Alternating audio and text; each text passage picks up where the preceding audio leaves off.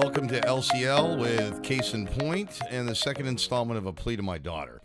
If you weren't part of the first episode, didn't take part in that, I'm going to give you a quick recap, bring you up to speed. This series came about when I became aware that the vaccine hesitant may be just as confounded by your worry and concern as you are confounded that they won't consider taking a remedy that's widely available and you'd like them to have for a sense of protection. And you may have a father, a brother, a sister, an aunt, a loved one who is vaccine hesitant. And perhaps what I'm doing here for my daughter, trying to reach her, will have some impact for you as well. And why I'm trying to reach my daughter is because recently when she was exposed to the vaccine and then tested okay, exposed to the vaccine, I keep saying that, exposed to the virus and then was okay, she wanted to bunk at our home, which she does when she's in town. And I told her she couldn't because I was worried about giving her the virus, and I couldn't stomach that. So then I became the crazy man, the wild man, the guy who is out in left field when it's just something I couldn't do. Then her boyfriend actually last week just recovered. He was across the United States, so they weren't together when she was exposed. He was separately exposed and actually caught COVID and texted me and said, it's no big deal. It's just like the flu. No reason to panic. And then sent me a video, an anti-vaccine video that he said, take a look at this to assuage my fears. And having messed up with trying to talk with my daughter, breaking every rule on how you talk to the vaccine hesitant, I thought, well, here's a hook for me to start over. So I'll start with step number one. I want to hear his message. I want to respect that. So I watched the entire video and I made notes. I took down 20 points as to what was going on in this video, and I promised to get back to him. And I'm doing it in this method because I've also learned that mainstream media is the enemy for many people who are vaccine hesitant. And you get better information from, I don't know, guys in a room like I am right now. So you can't beat them. Become a guy in a room. What I'm doing initially is going in very gently. I'm not going to argue the facts. I'm not going to argue the truth. I'm not going to argue the falsity of what's being said in this anti-vax video. Well, I might in next installment. There's one I will. But right now, I just want to point out what I am calling the. Well, let's take a look at the video we're going to analyze here. We're 4 or 5 clips today. This spike protein is very dangerous. It's cytotoxic with Robert Malone, Steve Kirsch, and Brett Weinstein. That's the video he sent me. And I am not, as I said, I'm not attacking the facts here. Matter of fact, we won't even get to, till we get to the end, will there be any facts presented. I am arguing or pointing out the delivery method, which is rife with rhetorical devices and logical fallacies. Now, I'm no rhetorical device or logical fallacy scholar. I believe I recognize these devices when I see them internally. Something goes off, but I didn't know what to call them. So I've had to crash course in that, as I've had to crash course to develop this video in order to reach my daughter. And I'm going to be able to somewhat give these things names, if imprecisely, and forgive me when I am imprecise, for some of you more scholarly that may watch this, but I think you'll get the gist of my thrust. And what is happening here is the preconditioning, the get ready for the message before we even get to the message sort of approach. Let's numb or sedate your natural sense of curiosity by packaging this message, this set of facts that we'll eventually get to, before we get to them, so that you're just comfortable accepting it. That's what I believe is going on. And these are not uneducated people. I mean, yes, they're all men, so am I, but let's look past that for a moment.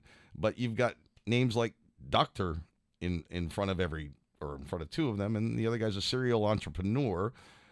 I guess invented a new cereal. I'm kidding. He's probably very successful in what he's done with businesses. So not folks without an education, and it's my belief that this is being done very purposefully. They know what they're doing, and I'll support that a little bit later on. But they're aware of these devices, and they're aware of the manipulation that they're doing to cause you to be very comfortable with a set of facts without question. So let's take a look at the first video here, and then we'll comment on the devices I believe are being used with my recent education on rhetorical devices and logical fallacies. Oh, yes, I can add that to what I do now.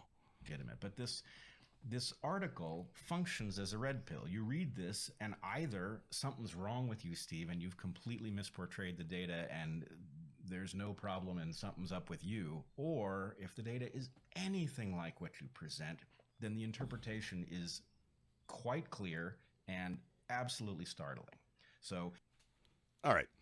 So we're given two choices here, which is called a false dilemma. That's a logical fallacy. One is, and he doesn't say this, he says something's wrong with you, but one is, again, smart guys, they don't want to offend anybody, don't want to use a trigger word. But basically he's saying either you're crazy, guy who wrote this article, and he doesn't say you're correct. He says startling. I don't remember what he said, but he doesn't say you're either correct or crazy. He doesn't say that, but that is what he means. You are either correct or crazy.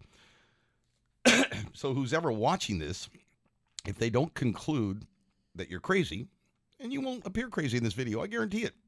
You know, he knows that. You won't appear crazy. If you're not crazy, then you're correct. Those are the only two choices available. And we're preconditioning those minds that are watching this to understand that. Well, there are a lot of choices between crazy and correct, aren't there? You could be absolute Looney Tunes and 100% right. Just not even a person that is credible, but what's that, even a broken clock twice a day. Or you could be the most sane and stable person I've ever run into. You are that's what I want to be when I grow up, stability, and 100% wrong. Ask yourself, consider yourself sane and stable? Ever been wrong? I mean, think hard. Most of us don't like to admit it, but I've been wrong. A lot of times I think of myself as fairly stable, and I'm guessing you've been wrong too. And all the shades of gray that are in between those two choices, there are plenty of choices in between those two. But your brain is not allowed to consider those. If you start straying to anything other than truth, then you're thinking this uncrazy guy is crazy. If you start straying to anything that he's crazy, well, then you're probably turning off real quick from watching this because he can't be correct. But there's a wide continuum in between. So that's our first logical fallacy and rhetorical device. Again, I will use these terms occasionally interchangeably. I try not to. Try to say them both at the same time. That way I'm covered in case one is one and one is the other, if I'm not precise. Let's take a look at the second clip. I would invite them to pay very close attention to what is said in response. You will get a lot of pushback when you show this article to people, but that pushback is not substantive in my experience. It's emotional. Crickets. Well, all right. So a couple things going on here. First, we have an anonymous authority here. We have these people that there's no pushback available from these people. No authoritative pushback from these people. Don't know who these people are. Don't know where that pushback may be coming from. So we can't fact check that, but there's a group of people who will push back without any authority. Well, that's a hasty generalization. That's the logical fallacy or rhetorical device there. It says this rule that applies to what I've observed is the only rule in law or nature that can apply in a globally wide scope. And these two other fallacies, brand new to me. I don't pretend to understand them completely, but I'm going to try to articulate what I do understand so far. And the psychologist fallacy assumes that you are objective. You're an objective judge. You don't have a dog in this race. And as being that objective observer, you would expect people to react and have the same skill set that you have, being so objective, and that when they react differently, they are at fault. So what he's saying, what I get out of that is he's saying, look, you can't react. I couldn't react any other way than emotionally. There's no way to refute this fault. And I'm as objective making this video as all get out. So he's saying. So if you react emotionally, then that's all you can do, because that's all I could do. I couldn't do anything else other than emotional, because there's no other way to refute this. And it's a little bit furtive. A furtive fallacy blames the malfeasance of the responder. Not used. It's used a little more precisely than here. I'm painting a broad stroke, but it says, you person who reacted wrongly did so because you're a bad person. And in this case, you're a mainstream media sheep. And so all you can do is react emotionally. You have nothing to provide in the form of pushback. You've been sold a bill of goods by mainstream media, and I can prove that because all you can do. Oh, yeah, let's see, my camera's sinking. Well, that's not good. That shows you I'm a guy in a room with technical difficulties. Look at that. Wow. We're going to try to get that fixed right now. We'll go up to the roof and hope it stays somewhere close. All right. Oh, yeah, she's still sinking down. Stay. All right. With technical difficulties, we'll be right back. All right. We'll move into the next slide here. And I think we're going to change a little bit of the flavor of what's happening here. But it will repeat itself twice. So we've got a couple more slides that are very similar, and moving on. And everything is good, and this can't possibly be true, and they immediately write it off. But they can't cite anything that is wrong with it. They can't argue any of the points, and they'll delve into ad hominem attacks and say, oh, well, this was written by an engineer who doesn't know anything. Right. All right, that is the repeat. So that's a redo of before. We have the same thing. We have these people. We have an anonymous authority. We've got, because they do this, that's all anybody can do. We have a hasty generalization. We've got the same sort of, I'm objective, and that's all what they do. If they knew what I knew, they're wrong, and they're bad people because they're mainstream media. And I still got a camera that I've got to try to do. You know, that'll stay this time. They're just bad people, and that's all they can do because they're mainstream media sheep. So in repeating it just after it occurred, again, you're getting preconditioned, you're getting numbed, you're getting all kinds of lined up to accept a message that we haven't even got to yet. I don't even know what we're talking about. I don't even know what people are pushing back on.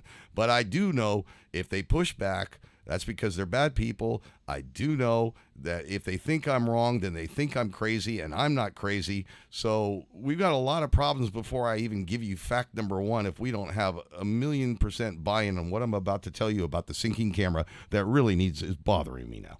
All right, I'm going to have to do a complete different push back. See, people push back. Wow. That's what happened. It slid off where it was mounted. I promise you, that'll stay. Now, if that isn't annoying, but I'm going on vacation. I'm going camping for 2 weeks. I will be socially distant in a tent from my high school buddy, also vaccinated, socially distant. So I'm trying to get this out very quickly before I return, and I just don't have time. I'm going to have to accept this in the cut as the sinking. We will call this the sinking camera episode. All right, let's take a look at the next slide. What if what he's saying is 50% right? It's still so alarming that effectively the response would have to be the same. Something has gone wrong. We are in danger, and we are not behaving rationally. And you can Well, okay. Now, we're not behaving rationally. Something's gone wrong. We're in danger. Again, I don't know what we're in danger of. We haven't talked about fact number one, but I'm scared. Whenever it comes up, I'm scared because I should be. I've been told to be scared. And it's dangerous. Whatever's coming up, it's dangerous, so I should be scared. I'm not reacting rationally unless I'm scared. So now, not only is it wrong, the other guy has to be crazy, but now I have to be crazy as well to not react without fear. So there's a lot of crazy people that could be in this, and again, I'm using the word crazy. I'm not trying to use it as a loaded word. I'm using it as a shortcut to make a point. But there has to be a lot of people off their rocker to come up to any other conclusion than what I'm being softened up to accept as the gospel truth from these three guys who know exactly what they're doing to me as they're preconditioning my mind and sedating my natural curiosity to maybe go beyond what is being presented once it is presented and explore or ascertain the veracity of what is being said. Now, there's a saying in the law. It goes something like, if the facts are on your side, you pound those facts. If the law is on your side, you pound the law. If neither one is on your side, you pound the table. And that's a very civilized sort of pounding the table is occurring so far. Haven't been given a fact, not one. So there can be no facts on your side because I haven't got a fact yet. Haven't been given any law to apply to those facts. So there's no law to pound. But I'm gently pounding the table. I'm letting you know that you are going to be coming to a completely wrong decision if you consider anything what I will eventually deliver to you, I being part of the panel, if you consider anything other than gospel truth as to what I finally get around to delivering. I've softened you up nicely, my viewing friend, and I got you where I want you, sort of is the way I read this, as I read the manipulation that is happening. And again, a goal of this is to, maybe you don't change any minds, but maybe you get some of these minds that are unwilling to change because they're satisfied with the message. Maybe you get them to go, well, when I watch the next piece of information that I want to support my stance, maybe I'll look for some of this stuff happening. Am I being set up to believe? Am I being, again, I just want to make clear, rhetorical devices and logical fallacies have been used since the beginning of time, and they're not always used for nefarious purposes. So there's not anything inherently wrong that I see with the approach that's happening here, and so I don't want to condemn it as an all-out assault that's completely out of scope. This does happen. It's persuasive technique, but I do want to stress that when it is occurring, at least have the faculty to be aware of it and say, unless I'm somewhat other satisfied, natural curiosity should not be put in abeyance. I should have potentially the ability to question the veracity of what's being told to me if the major support or a large support for what's being told to me is built on illogical foundation, is built on persuasion, it's like, getting a pizza where the box is, all the work went into the box and the design, and the pizza is terrible, but you know what? That design was so pretty. I'm going to get another one. A bad analogy. I don't know why I'm thinking of pizza. I'm probably hungry. All right, let's move on to the next video. Oh, wait, no, I'm not done. Look at that. You let me go almost. And we got a couple other things to talk to other than fear. Fallacy of division. Oh, yeah, that's a good one. And inductive is very close to it. So I'm going to cover those two in the same breath of what's happening here. He's told, and also on the fear base, even if we take 50% of what you said as correct, 50% of it, we should be 100% scared. 50% of your argument equals still 100% scared. Now, what 50% do we take? Do we take 50% of the facts, toss those out, and still a great argument? Facts we haven't heard yet, but do we toss out 50% of the facts and go, Well, those are gone. I don't even know what 50% of the facts, but we got rid of those. Well, those are gone, but I'm still plenty scared. Yep. Or 50% of the opinion. Well, he quit. He only gave me half of his opinions, and now those are gone, and I'm still plenty scared. Or is it 25% fact and 25% opinion? And what fact and what opinion? What are we dividing here to come to the same result? But that sounds good. The math sounds good. If we take even half of what we had here, we should be plenty scared. So if we have even half a tank full of gas, we should be able to go just as far as we did on a full tank. Ad hoc rescue being the last one. Ad hoc rescue is changing the argument, and it comes to the rescue. So if you maybe still had some of your natural curiosities survive, and if in utilizing that you managed to discover some factual inaccuracies here, don't throw the baby out with the bathwater. This new argument that says, even if I'm half right, deserves full scare, comes riding in on its horse to resurrect whatever I might have lost should you have challenged it. All right, now we're ready to move on. And I believe this will be the last slide, and it is jam-packed with stuff. Vaccination taken off. And he said, I just got... I got the Pfizer vaccine, and I had a heart attack 2 minutes later. And he mentioned also that his wife, also her hand, she'd hold a glass like this, and her hand would be shaking like this, and the water would be coming out. And she was perfect before. All right. That starts out what's called anecdotal evidence. That's where you take a story. I heard some guy, this happened to him or her, and that story should reign supreme. That should supplant any other evidence you might have heard to the contrary, or the lack of any. And you don't need evidence because I heard it from a guy or a gal or a friend. This happened, and therefore acceptance. That's the path. I heard it, so it's true. That's anecdotal evidence. It's a very small sampling size, but because it was witnessed and it was passed along, friend to friend, story to story, by golly, if you don't believe it, then you don't believe me.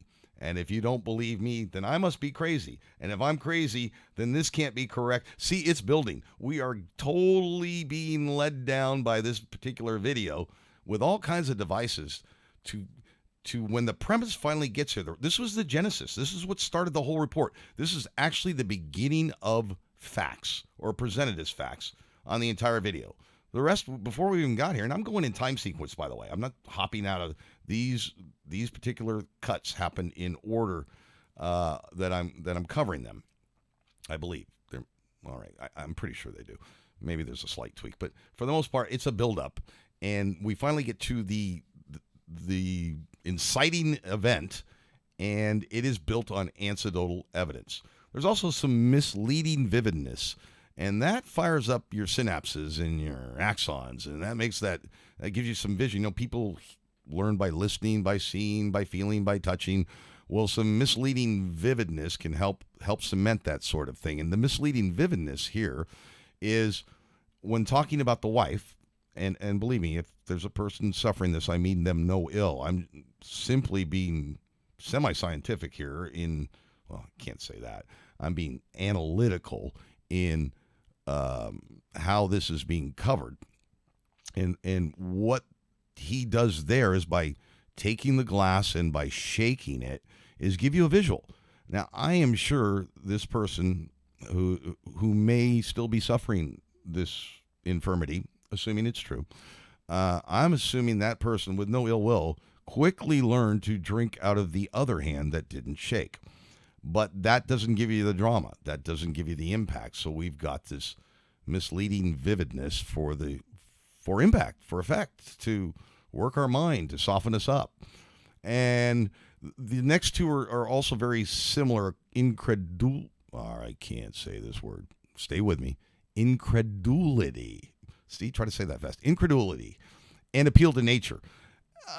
These are, this result is so outrageous. It's so extreme. Nothing else could explain it. There is just no other answer. This is so out. Well, yeah, there could be a lot of other answers. But in this case, because it's of such a nature that is just incredulous, that we can only accept the one source for the result. Got a dose here of unfalsifiability. We don't know who these people are. We can't verify. We can't check. We can't ask questions. Not to say we should, but being presented a fact without the ability to, on our own, explore, gives you an air of an invincibility. When it's unfalsifiable, these are fun words, aren't they? When it's unfalsifiable, it's unassaultable. I can't do anything with that. I can't degrade your argument. Not to say I want to. I kind of do, but I can't. We've also got a single cause. One single cause caused this event. Could there have been more than one single cause? Might there have been, as anti-vaccine or hesitant folks like to use, a pre-existing condition? I'm not saying there was, but could there have been? Is that a possibility? And then I'm throwing this false equivalent in, maybe not correctly. I told you I'm not quite scientific at this yet, but you see it in the news all the time, false equivalency. So I thought, yeah, I'm going to make that fit somewhere. So I made it fit here. False equivalence is where you take two distinct and different things, it's Sesame Street. One of these things is not like the other. And you combine them. It's math. You got A equals B and C, and B and C are very different things. Or it's better, A equals B and 1, and it's apples and oranges. So in this case, the infirmities that were resulted that spurred this whole thing on when he heard from his carpet cleaner who had just got vaccinated and had a heart attack, 2 hours later, and the carpet cleaner's wife, who suffered tremors, those, in my mind, are two different systems in the body. The heart is cardiovascular or plumbing, as I would dumb it down for myself, and the tremors are neurological or the electrical wiring, as I would dumb it down for myself. So, in a house, to have both your plumbing and electrical wiring affected at the same time, you need something like a flood or a fire or a major catastrophe. So I guess that's what's supposed to have occurred here, and maybe that false equivalent is not false in the facts that are being presented. But if I were a scientist or a doctor or had some more smarts, I would wonder how one source could get into two systems without knowing more. And the last one, wow, really fun to say. Learn this one. No, don't know this one at all. Post hoc ergo propter hoc. Yeah, fun one. That means if this, then that, for a logical fallacy. And the example given was, to demonstrate the fallacy, was the rooster crows every morning before the sun comes up. Therefore, the sun comes up because the rooster crowed. One event follows another, and therefore the pre-event could only be the cause of the post-event. And in this case, the event was getting vaccinated, and the post-event was the infirmity suffered. But could there have been other things? Could a rooster have been crowing? I don't know. Again, I'm not attacking the facts. I'm attacking the delivery. I'm attacking how you're being set up. I'm attacking how you're allowed. Your creativity is supposed to succumb. You are sedated. There's no other answer than what is being presented here, which is not fair. It's not cricket. He said crickets earlier when there's no response. I like the British term. It's not cricket. In any case, I will get a little smarter when I get back to these other videos I'm going to make after I return from my vacation, because I bought a book on logical fallacies to read in those spare moments when I'm not doing campy things. So I promise that I will finish this up. I need to try to reach my daughter as best as I, as a father, am able to in my limited capacity as a guy in a room, hoping that maybe she'll take a look. All right, thanks. We will get back to you after vacation and try to finish this series up.